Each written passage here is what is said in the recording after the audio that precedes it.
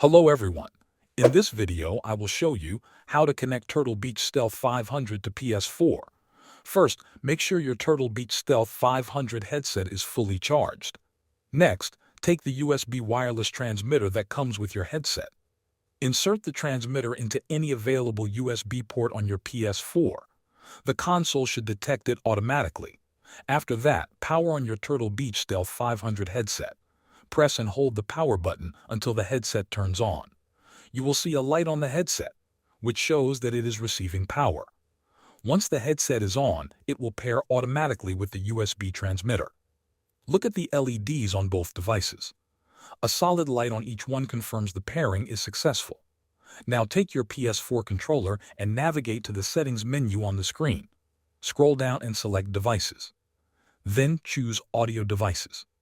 Here, you need to configure the headset. Set both the input device and the output device to Turtle Beach Stealth 500. This ensures that the headset is used for both your microphone and your game audio. Next, select Output to Headphones and choose All Audio. This setting sends both the game sound and chat audio to your headset. At this point, your Turtle Beach Stealth 500 is connected and ready to use. Thanks for watching.